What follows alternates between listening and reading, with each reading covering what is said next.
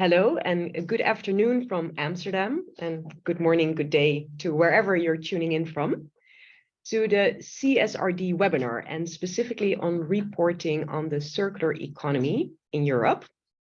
We have more than 500 signups for this webinar, so if that tells us one thing, that is how important exactly this topic is to many of you. Now, the EU is pioneering on reporting standards. And also, as circular economy, we are, of course, very happy that resource use and circularity are also getting into the focus of reporting. Now, what we will do today is to help you how to prepare, because basically you have to start tracking already as of this year. Now, for those of you who signed on slightly earlier, or maybe if you just tuned in, we had a little poll live to get an indication of how much you already know about the CSRD, so that we also know how educated our audience is. But then this is for us another proof point that it's good that we're hosting this webinar, because around 45% of you have indicated that you want to learn the basics of the CSRD. And then also around 45% of you know about the basics, but then not so much yet about specifically the circular economy part of reporting. So thank you for tuning in, and I'm very happy to have some experts on the call with me today to tell you more about these basics.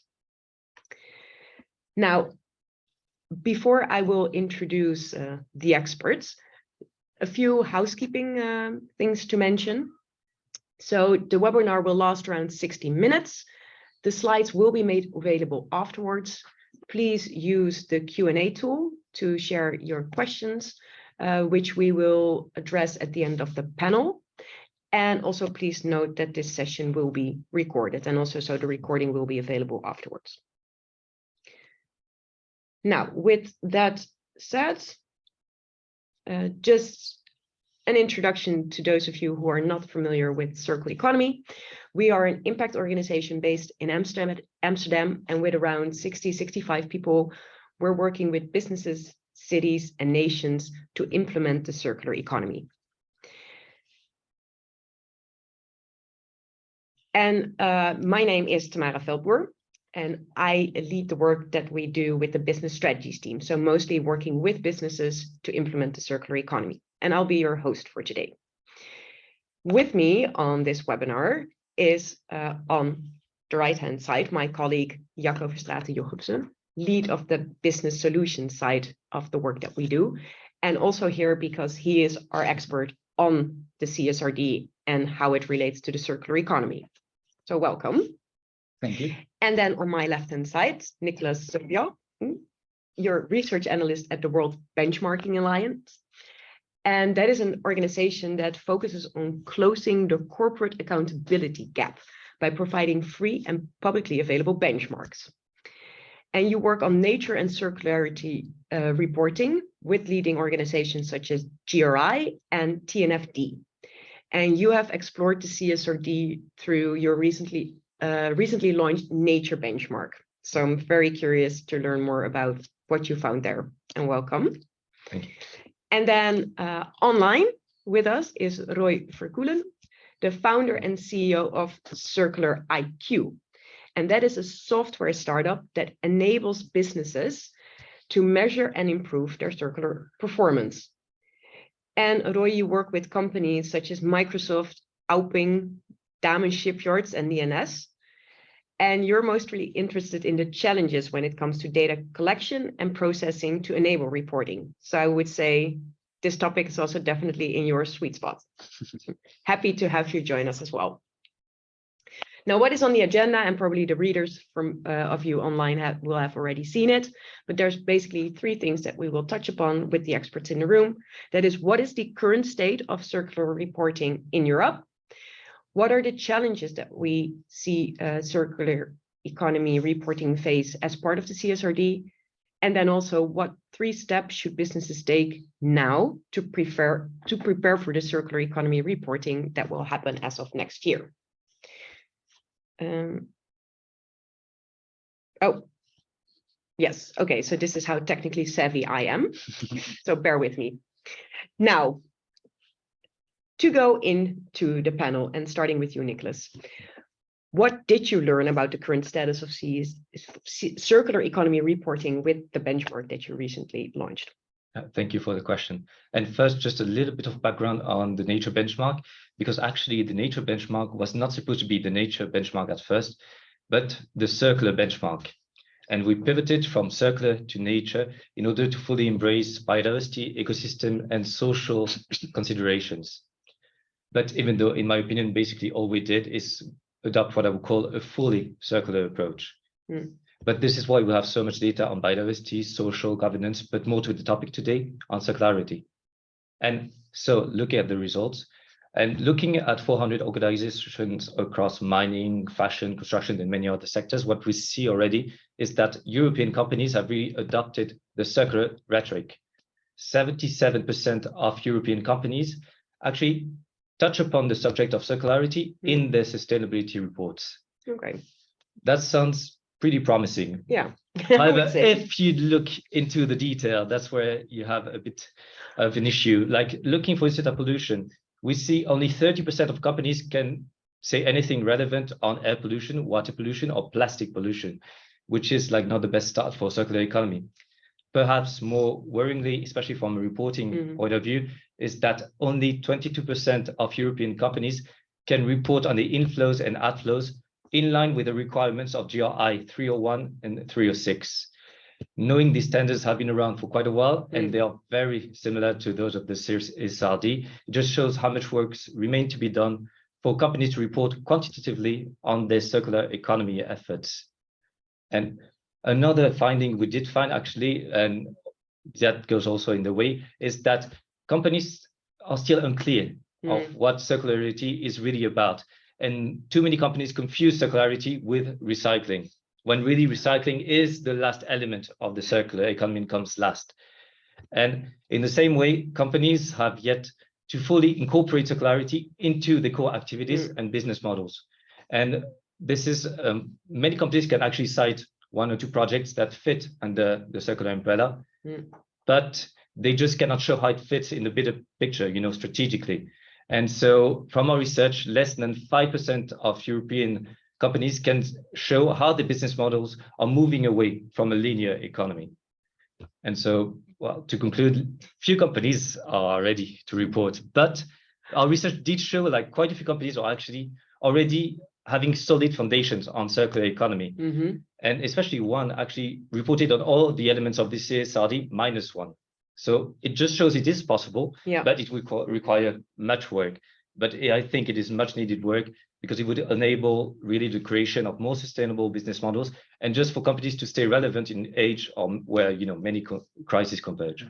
Yeah, well, and it's a bit, how to say, on the one hand, indeed, I'm happy to hear that you ended part of your story, that indeed it is possible, that there is an example out there, but at the same time, indeed, also it seems like there is a lot of ground to cover to make sure we move away from recycling to the more higher use elements of the circular economy, but beyond that, also the reporting. Yeah, and if I may step in, what I found really shocking of your results is that I was happy with the 77%, of course. This is already covering the topic, but really just one company, you just said it, just one company seems to be able at this point, if the CSRD was here today, to report on the CSRD in terms of circular economy performance. I know you've pulled hundreds of companies, so that leaves 99% of the companies, even more, not ready yet. And I thought that was very shocking. It is. I mean, it is feasible, but it is lots of work, definitely. Had you expected this outcome? No, when we started, we didn't expect at all. Actually, we expected the numbers to be way higher. Okay, yeah. But no, not what we expected at first.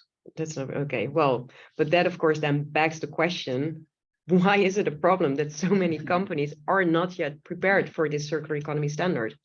Yeah, if I can answer that question, I think what a lot of the CSRD is on the mind of a lot of people. People know it's coming. The standards have been out for a while now, even though it's still in draft.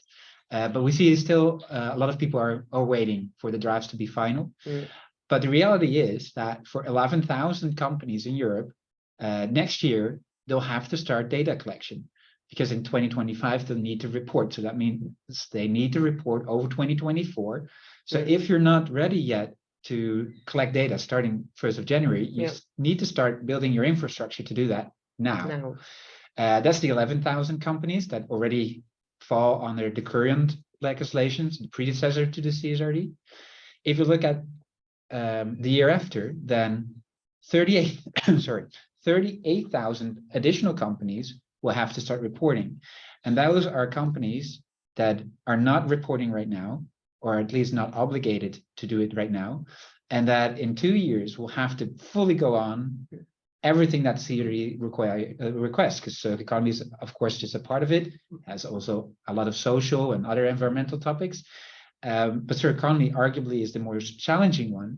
So I see almost 50,000 companies that will have to work very hard this year, part of them next year, to really just make sure they're ready to start data collection.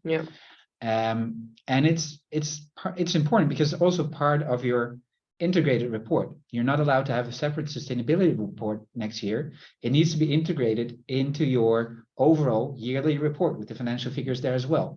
So it is one report with one assurance track to, with your auditor. So it means a lot of people will be checking it. It will be audited. It will be going out to your shareholders. So it's not really an option to not do it. No. Yeah. Well, to go back to your positive note that at least that this reporting is also driving a lot of opportunities and to get companies, even though maybe it seems like a daunting task to start measuring and all of that, and for them to figure it out, at least, yeah, it will get us hopefully closer to more actual circular business models. So I hope, just to recap also, that you've heard the opportunity in this. It's 11,000 companies that will have to start reporting, followed by 38,000 after that. And the nice thing of that is, I mean, the one question we always get from companies is, what's my benchmark? How do I compare to competitors? Yes. What are the indicators I should be using? And right now, we couldn't really answer that. We could suggest indicators. We could look at some sector averages, but there weren't really benchmarks out there. Now, 50,000 companies in Europe have to report on this. Their whole value chains have to report on this. So that gives such a wealth of information in just a few months from now. Yeah. That it really will inform your decisions on these topics much more. Yeah. And that's, of course, a great opportunity. No, definitely.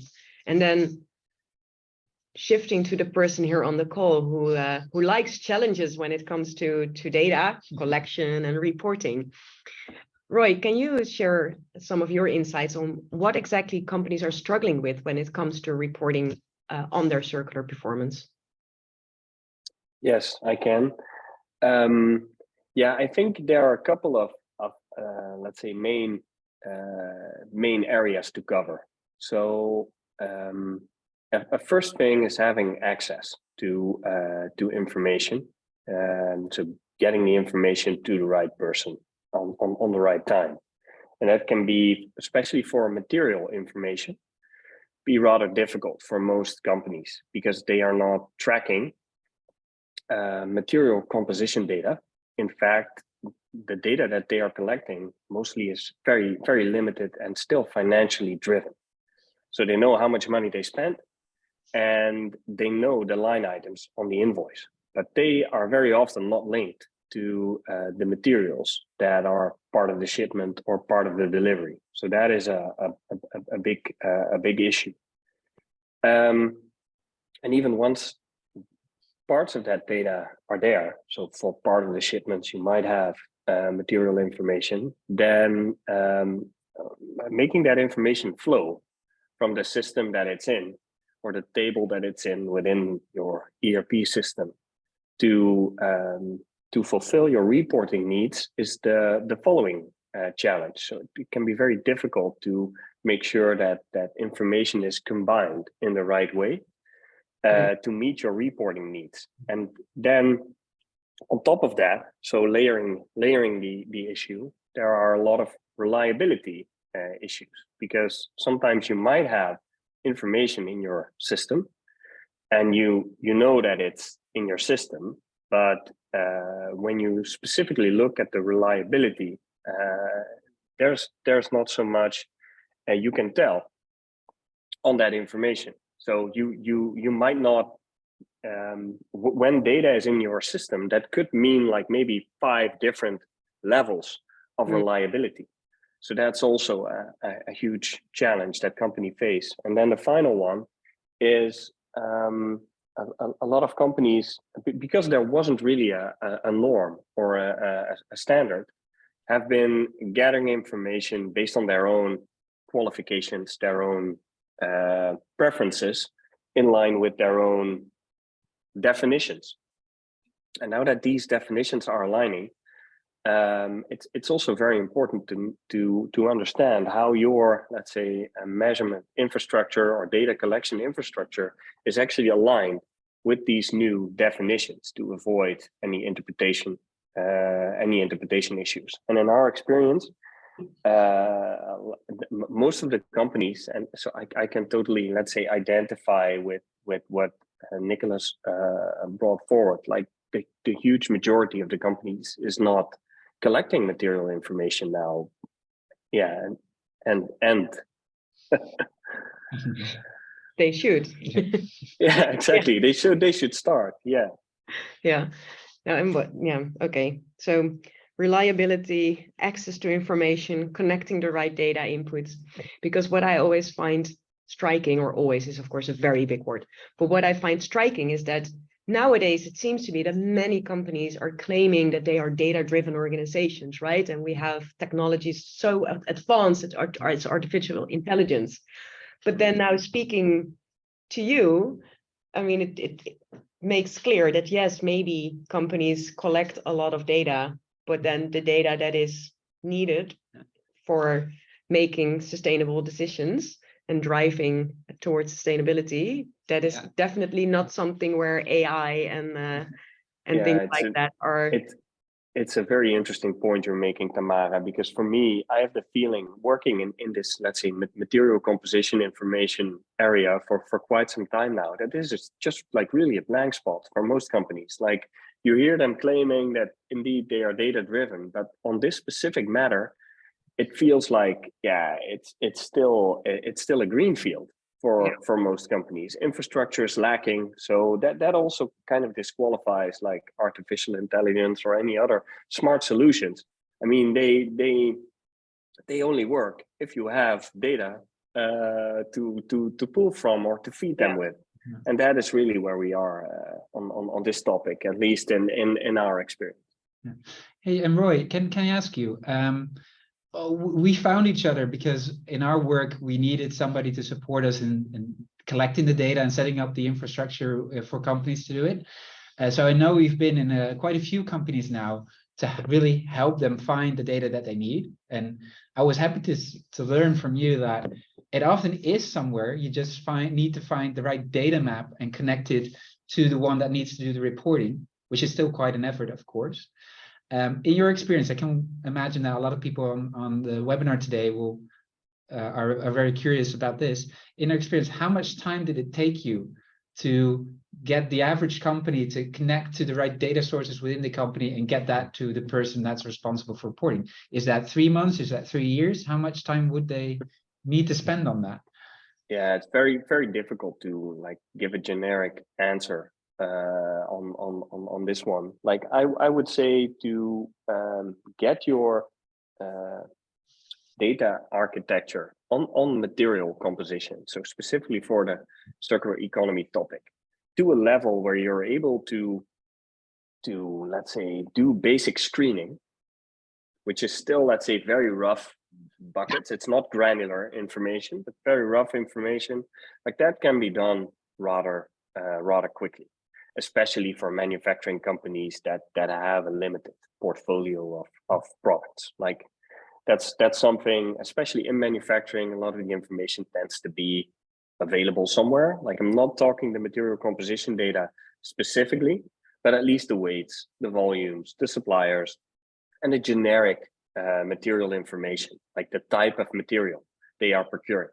But to understand what percentage of weight of that material consists of recycled input already, or if it can qualify as a renewable input, I mean, that's really where the challenges pop up, and depending on product portfolio and complexity of your operations, like that can take multiple months. So yeah, it's really like the basic insight to get you to a position where you can screen. Like if you organize a medium to large size project team in a larger company, I would say within 3 to 6 months you have solid results. However, I'm not saying that the results you have would enable you to let's say have auditable information in there. So that's another issue. Well, lots of insights. So now then, turning that into the next question, also, I guess where many of you have tuned in for. Now, knowing this, what should be the priority for corporate social responsibility managers, or what we see more and more circular economy managers in companies? And may I start with you, Nicholas? Yes, yeah, totally. And well, so really today we focus on resource economy and circular economy, but obviously, like Jacco was saying, CSRD is much broader. It tackles social governance, biodiversity issues, etc. And I may be biased from my work on the nature benchmark, but I really see the CSRD as an invitation for companies to rethink how they relate to nature. And so, in my opinion, what CSR managers should really focus on right now is really take a deep look at their business models, and linked with a solid analysis of risk and opportunities of moving towards a circular economy. It will really help them see what is already in place in their companies, and what needs to happen in order to move away from the linear economy. But really, in this approach, I would really emphasize we really need to take a broad approach of sustainability, taking into account social and natural capitals, as well as taking, like Jacco was saying, a full value chain approach, really important, because circularity is definitely key to a regenerative economy, but we must not get stuck in the technical side of it. I love how you phrase that. I will take that to heart, and I hope all of you do.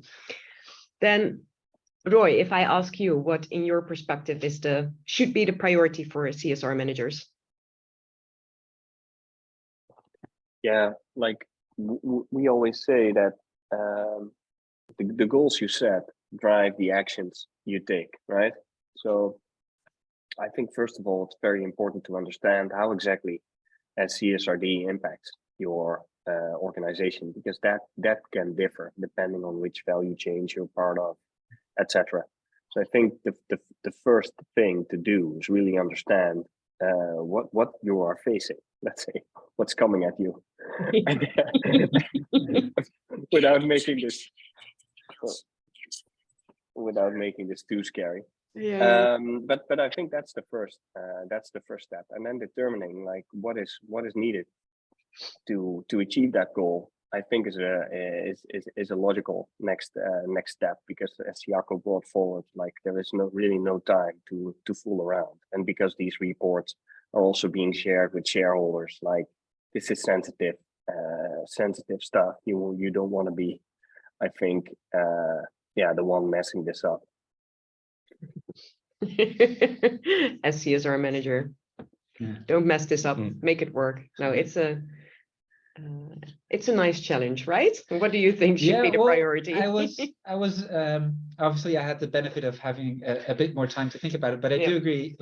You can also see it as an opportunity, because I think a lot of the people on the call today will know that the economy is actually not just a problem, it's also a solution, and you can rethink your business model as such. But I know from my own work that a lot of CSR managers or circular economy managers have struggled to really get that message across on the CEO level, with the engineers, the designers, the procurement specialists in the company. So I also see the CSRD, and the first time now that circular economy reporting is mandatory, I see that as an opportunity for the CSR manager or the circular economy lead to also get everybody on board, because now you have to report on it. let's just use that as well to get everybody aware of the opportunities of circular economy, the challenges of circular economy, and make sure that everybody understand how it's impacting business. And again, I know how many of these CSR managers have struggled to actually have actual data and actual knowledge about their performance. Now they know that within 1 or 2 years from now, they'll have that. So they know much more about the circular economy performance of the business, and they'll have a much wider network in the company activated on the topic. And I think that's a huge opportunity for CSR managers. Yeah, no, agree. And probably that indeed will also then make it move away indeed from something that you only see as a must-have or do not do harm, but indeed also to what you were saying, rethink the business model and see it as the opportunities. I mean, it will probably depend per person. One will see the cost drivers or the things that you have to do versus the ones who will approach this as an innovation opportunity. Yeah, exactly. Yeah. Okay, thank you. Then now on to some questions from the audience. And the first question is, I think, a very good one. What will happen if a company cannot reach the CSRD standards? I think the simplest answer is your accountant will start to object. Because, as I said before, the CSRD will require you to integrate your sustainability reporting with your yearly financial report, which also means that your accountant is going to be looking into it. And of course, if they see you're not compliant with what the CSRD is requesting from you, they will state that in their accountant's report. The interesting part is, of course, what will legislators do when companies are not compliant? And that is, of course, a big guess. We don't know that. No. But your accountant will be the first to knock on your door and say, hey, you've got a problem here, and I'm going to write it down. And your shareholders are going to see it. So that's already an implication. Yeah. Okay. Any other perspectives? Yeah. No, I definitely agree exactly. Like, so far, we don't know exactly what the consequences will be, but definitely, like, you don't want to mess up with your accountant. Yeah. Roy, any additional words? No, not on this point. No. Well, and I guess I would also say, well, what if you cannot reach them? At least get started. Going back to indeed because in the end, reporting is reporting. Yeah. See it also again here, it's the word of the day as an opportunity to also show to the outside world what you are exactly doing. And I'm not sure here, but I can also imagine that doesn't have to be first time right, but at least if you can also show at least that you are progressing. And for those companies that do have the circular economy in their strategy, I mean, that's also many of the questions that we get, right? That they also want to know what and how to measure. So also from a business perspective, see that it still makes sense. So I could also imagine that in that sense, even if they cannot reach it, that there will be many companies who by now have seen, let's say, the potential of the circular economy. And I must admit, we work with some accountants in our coalitions, and I asked one of them, "What do you think will happen?" And basically, the pragmatic answer that they gave me is, it depends on how much effort you put in. If you can see you worked hard, they also know how much time you actually had to prepare, which is not a lot. And they see that you made the right steps and you're moving reasonably fast or as fast as you can, but maybe you only covered half of the business so far because the other half is more challenging. You need another year. Then most accountants will describe that still in their report, but not disqualify the whole report because of it. So it definitely also has to do with how much effort you're putting in, and if you can explain what succeeded and what didn't and why. Yeah. Good additions. Then on to the next question, which it seems quite technical. What CSRD requirements related to consumer products are there for companies that license manufacturing of their consumer products? So a company owns the IP, but the products are made by a third party under license. So that this goes into someone who wants to get into the details. Is this something that one of you has come across?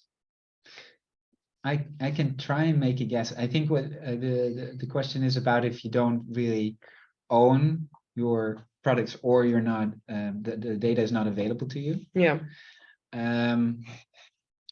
I think what should be noted here is that not all, but most of the requirements under the CSRD on circular economy require you to take a full value chain approach.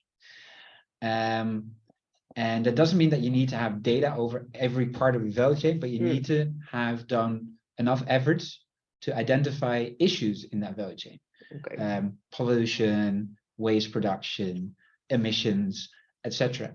So even for licensed products or patented products where you don't get material data, you would at least have to start the conversation with that third party of what's your impact and where is it and what can I do to help you improve.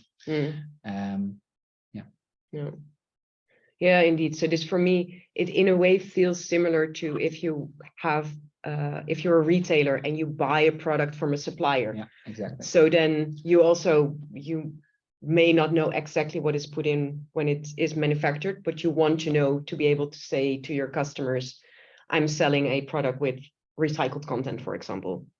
Right? And that's a question you should be able to ask any third party under the CSRD. Yeah. Okay. Then another question: do startups need to comply with the CSRD? Do you want to? Go ahead. No, I mean, like, yeah, no, you have.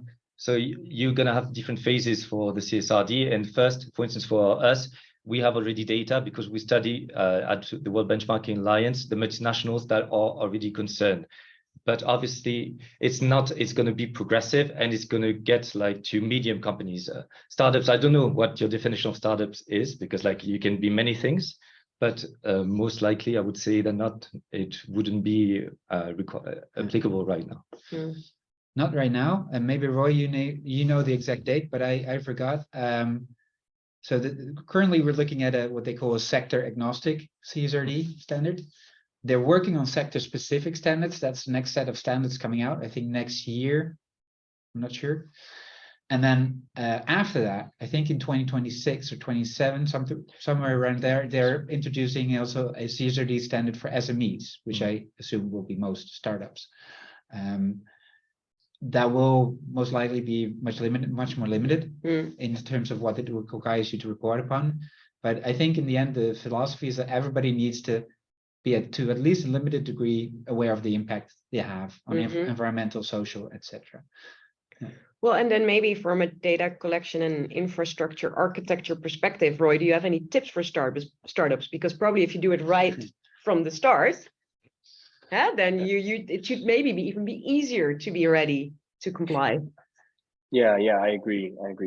Tamara. I think it's just what I think is something that helps a lot if you weave it into your company culture, is trying to understand your product and be sensitive and aware of any choices you make regarding the materials that you put into it.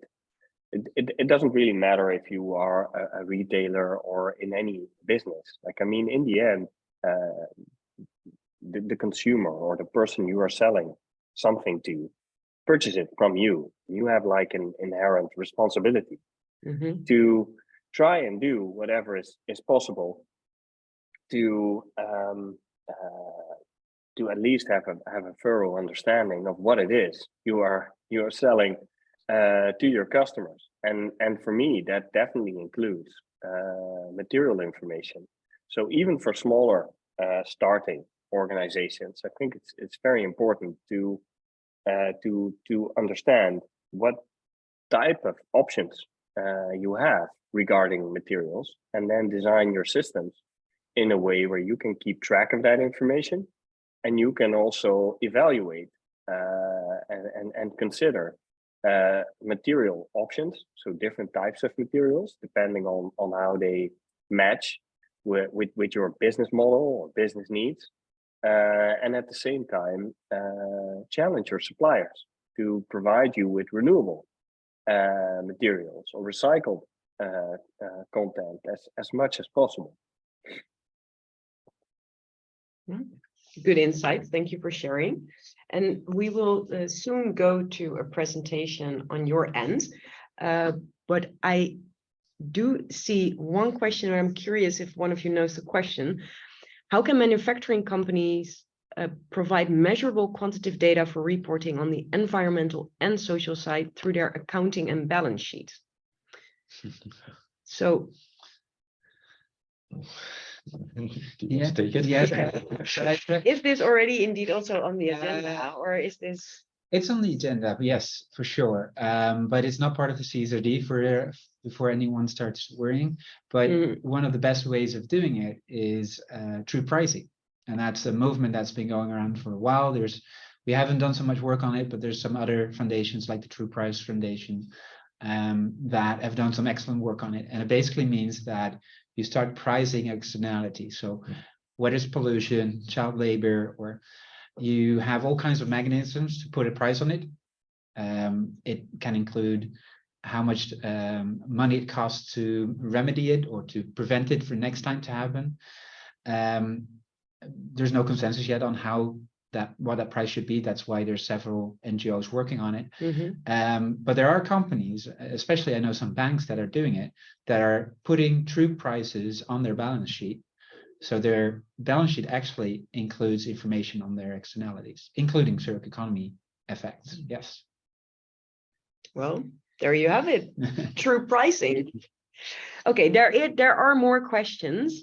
However, in light of time, I think we should now first move to your presentation, and then at the end of it, perhaps we can address a few more questions if time allows. Yeah. Please bear with us for a moment as we reshuffle the setup. So the screen will go on black for a moment. We'll be back in a second. And thank you, Roy and Nicholas, for being on the panel with us today. Thank you.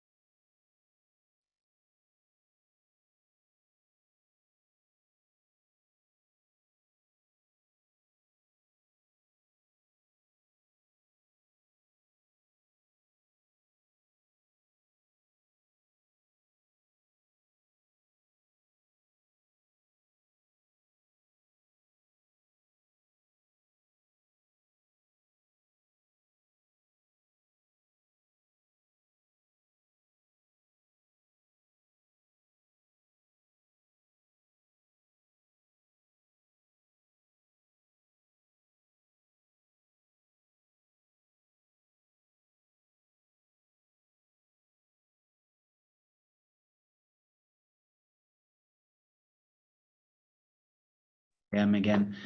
I'm going to check first if the technical stuff works. If I can, yeah, here we go. So at the very start of the meeting, we promised to share with you also the 3 things that you can start with today, or should start with today if you're wanting to prepare yourself for CSRD reporting, or more specifically, so economy reporting under the CSRD. So I'll have a few slides for you just to walk you through these, some of the basics and some of the first steps. As I hope most of you can see on the screen now, I'll first do some basics. So first, and it's mentioned already before, there are a few generic changes that will come with the circular economy, with the CSRD. First, the number of companies that need to report in Europe is much higher. It's 4 times the size of the original group of companies that would have to report.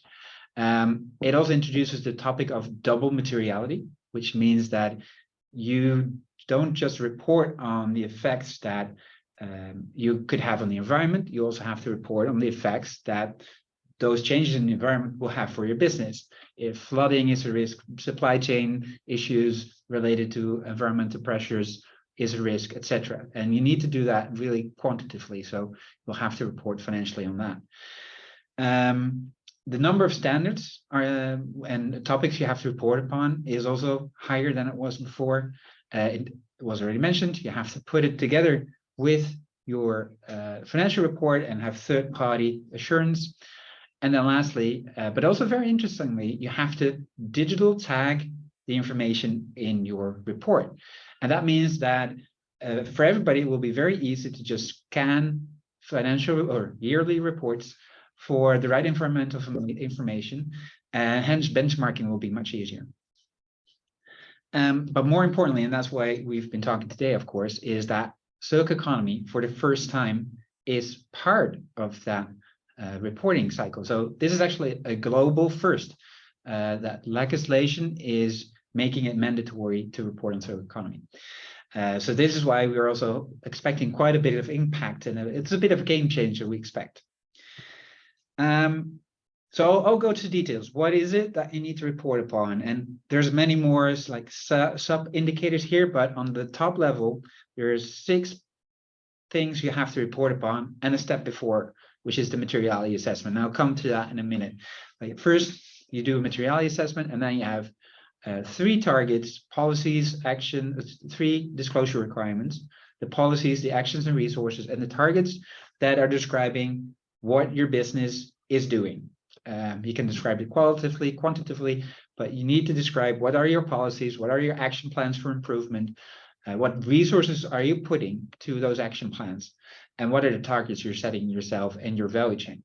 And these 3 indicators have a full value chain approach. So you're not just looking at the waste or the pollution that you produce, you look at what your whole value chain is doing.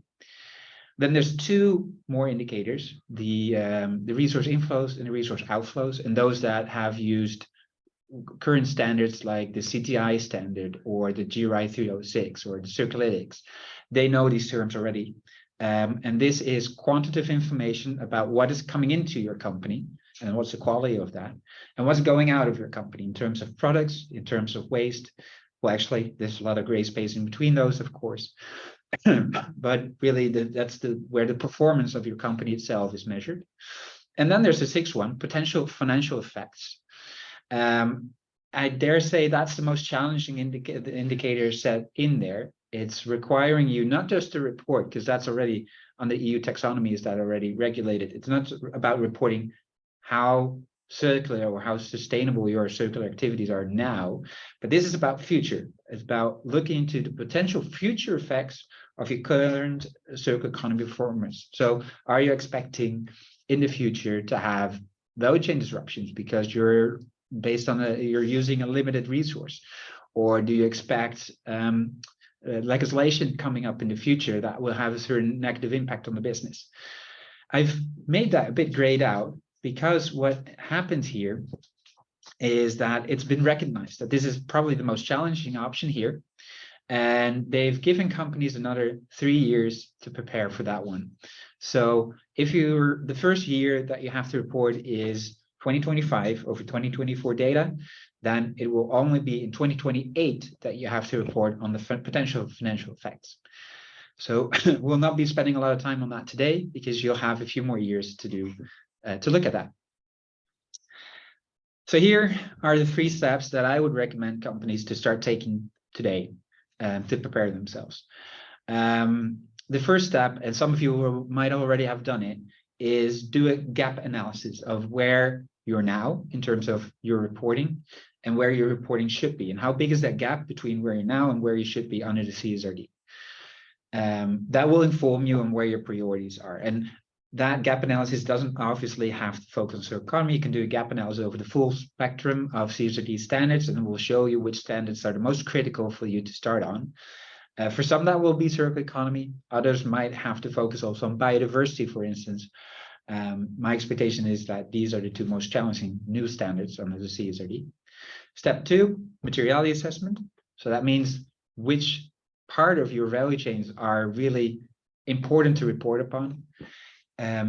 Most likely, you won't have to research the inflows and outflows related to the coffee cups in your business, but the main ingredients to your products, the critical value chains like rare earth metals or plastics that end up in the environment, those you will have to report upon. But you're allowed to research which of these value chains are material to your business and hence should be part of reporting, and you are allowed to disregard all the others.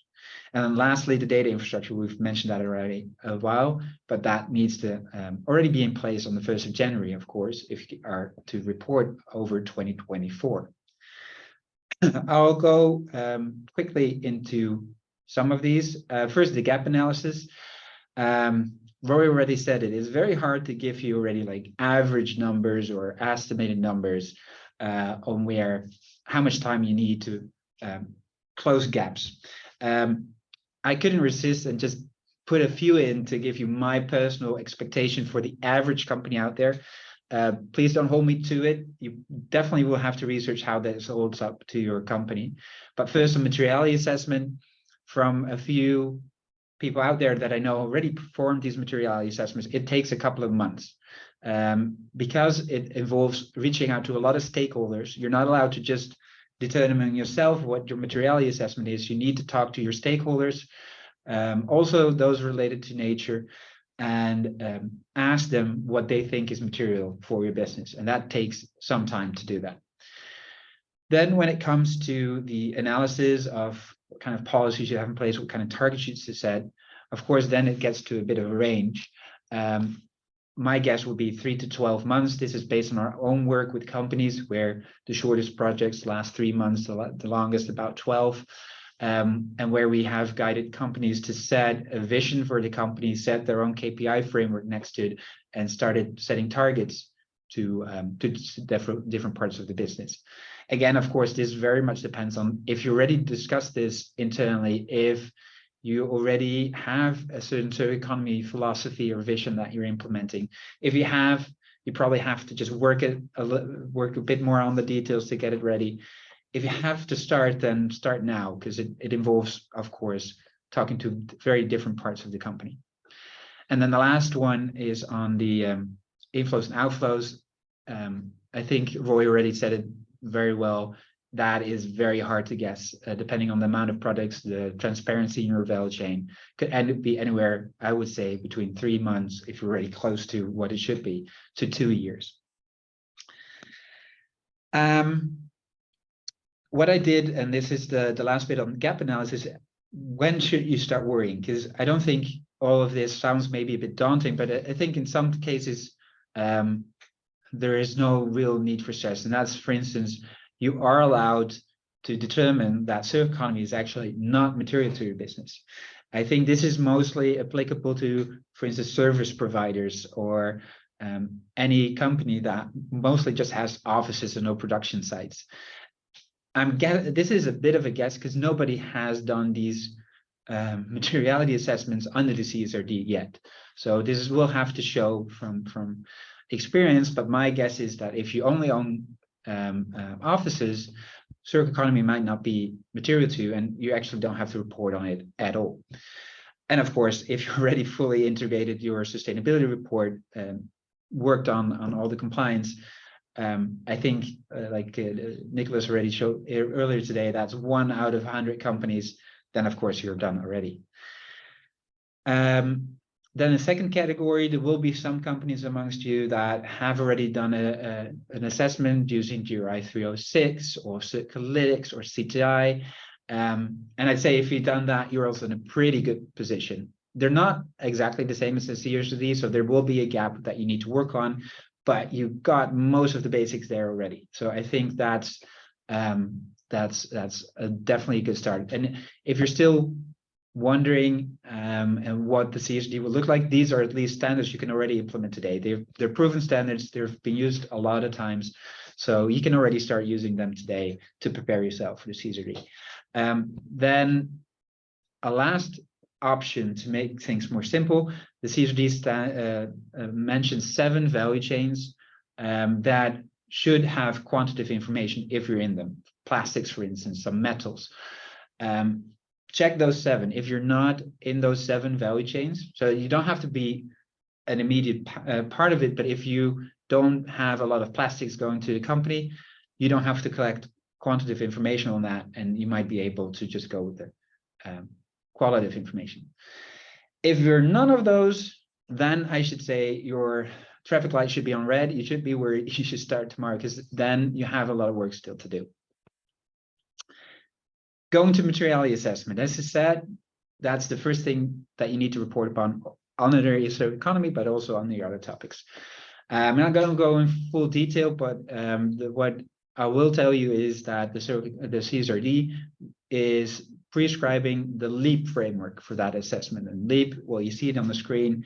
It's about locating where your interface with nature is, evaluating what kind of dependencies there are, nature to you or you to nature, assess how big that risk is. Again, both sides, the risk to ecosystems or the risk to your company, and then prepare any next reporting steps. And that might sound simple enough, but don't underestimate how difficult it is, especially if you don't have quantitative information yet, to have that full value chain perspective that you need to have here. It's not just about your own business, your own waste, your own emissions. You need to know what the impact of your resource extraction is. You need to know how the end of your value chain looks like, what the impact is there. These are all interfaces with nature, so to speak, that you need to look into from a circular economy standpoint. And that, of course, already means that you need to talk to those parts of your value chain as well to get the information you need and to get their perspective on what is material to your business. This is how usually a materiality assessment looks like. This is an example from Unilever, but there's many more you can find. What it basically does is it has two axes. One is what's the impact on your business. One is what's the impact on stakeholders. So this shows how important it is to reach out to your stakeholders. And mind you, the CSRD describes nature as a silent stakeholder. So it's also the importance to nature.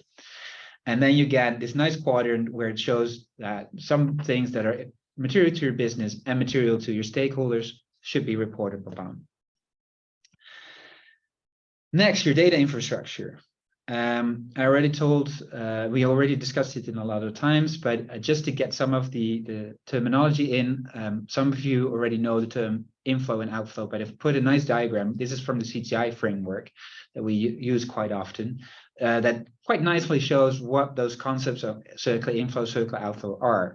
And the interesting part is when it comes to your policies or your action plans, you should really look at your whole value chain. When it comes to the quantitative information on your inflows and outflows, you're allowed to just look at your business. So the inflow and outflow of your business, not your whole value chain, which makes this a bit easier. Then there are a lot of sub-indicators prescribed in the CSRD. I'm not going to discuss them all, but you can see them on the screen here. It's information about the input to your organization, how much of that is recycled, how much of that is renewable. It's about design of your products. So how did you put those materials into your products? Are they reusable? Are they recyclable? Can they be repaired, disassembled, etc.?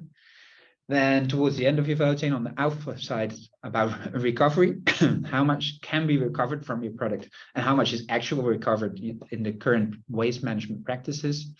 And then at the end, it's about waste. So how much waste is generated, is it recyclable, is it reusable? So it's really not just about what technically could be recovered, but at the end, what is actually recovered and how is it treated by your waste manager. And mind you, this is end of value chain. So it's not, doesn't always have to be your own waste manager. It could also be the waste manager of your customers or of your clients, of the countries you're selling your products in. I'm closing on the end. For most companies, it will be very hard to really work on your data infrastructure yourself. This is quite a massive undertaking. So you already heard Roy, who is working on solutions that you can implement from the CTI tool is one of their flagships, but there's more. I recently learned that Circaligence, a solution from BCG, is integrating in SAP. You can and in Circaligence is a similar solution, and SAP is of course a software solution that a lot of companies already have, so that might be interesting.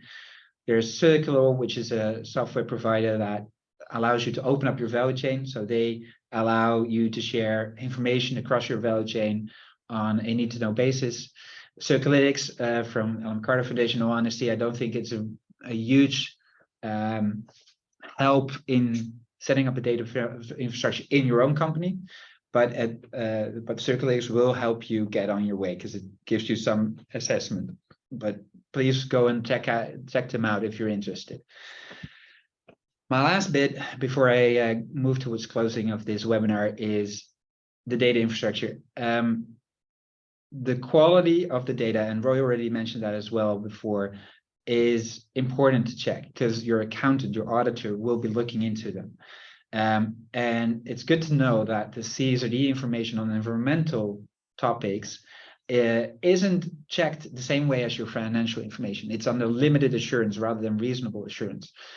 Normally, the profit and loss of a year, that's reasonable assurance. There's a lot of checks and balances. Limited assurance makes life a bit easier. You can see the statement here, which is a negative statement. It says, we didn't find anything wrong. It doesn't say we checked everything. And it's definitely reasonably trustworthy, which is reasonable assurance. No, it says we didn't find anything wrong. And what that means is auditors will require less evidence. So you don't have to double check things, but there needs to be evidence still, of course. And they're mostly going to look into, did you do your management and data collection correctly? Are the management processes, your data processes, are they in order? They'll do some checks to see on some different parts of the business if you actually did that. So they will be looking at numbers, but mostly to see the processes to get to those numbers. And they'll compare some of these outcomes most likely to what they would expect. Is it indeed similar to the sector average? Is it similar? Does it make sense to the impact that we would expect from your business? If you're way off, you probably will need to explain why it's different. But of course, it sets the standards a little bit lower than it does for what you would expect from financial reporting. So with that, I see you've got a few minutes left on the clock. So I think I'm going to move towards closing of this webinar. Let's see if we have one or two questions left. I see here an interesting question, which is about, are there any existing frameworks or guides that can help us identify which stakeholders we should engage with during materiality assessment? I don't have the precise answer here, but materiality assessment itself is not new. Companies have been doing materiality assessments for a long time. The CSRD does set a specific standard on it, so previous materiality assessments probably don't qualify for CSRD. We'll have to update it. But those standards, like the NFTR, will already describe what kind of stakeholders you need to look into. What is new, though, on the CSRD is that nature is mentioned as a specific silent stakeholder. So do at least make sure that you have representatives of that. So any NGOs or other stakeholder groups that are concerned with your ecological effects, they should definitely be in there. Same with social standards, of course. Okay, I think if there's no more questions, I see you've got 2 minutes left on the clock, so I am also eager to end it here. Oh, maybe one last question, because I think this is a good one that just came in. How to define a threshold for when they become material? In honesty, I'm still looking for the part of the CSRD that defines that. What is material? It's a massive bit of legislation, as you can imagine. What I personally expect is that you will have to assess how big how big your part of the problem is. If you're one of a million companies and your impact in that specific value chain is just 1.10% of the whole thing, I would be very confident to say it's not material to you. If you're amounting to 10% or something of the problem, it's definitely material, and you have personal responsibility to take it up. I think that's one of the thresholds that you'll have to look into. But I'll make sure that I'll put a nice LinkedIn post out the moment I learn what that threshold actually is. I'm going to move to the end of the webinar. We've put a few resources here that you can use to educate yourself more. We did a white paper on the kind of standards and business metrics already out there. I already mentioned the GRI, the CTI standard. If you're interested in more, I would direct you to our white paper on these standards. Of course, we put a link here to the current draft standard, to the CSRD E5, so the standard on circular economy reporting. It's draft because it's still under consideration by the Commission. So it will be finalized somewhere this summer, but the experts will not be touching it anymore. It's now up to the politicians. And after today, we'll also be sending you an email with a link to the recording. Feel free to share that to whomever you think would be interested. And I'm happy to say that we have a tool coming up, this our CSRD checkup tool, where you can see what your own performance is and where you should be. Not what your performance is, but how you're currently, how far you're removed currently from the reporting on the CSRD on circular economy. So it will guide you through all the aspects of the CSRD circular economy standard, much more detailed than I could cover today. You will learn what's in there, and then you'll be able to see how far removed your company is from reporting on that specific disclosure requirement. So stay tuned for that call. I see I'm 1 minute over, so I'm going to close it here. Thank you so much for joining and for your interest in the topic today. Feel free to reach out to us or our panelists if we want to know more. And I'm hoping to see you in our next webinar.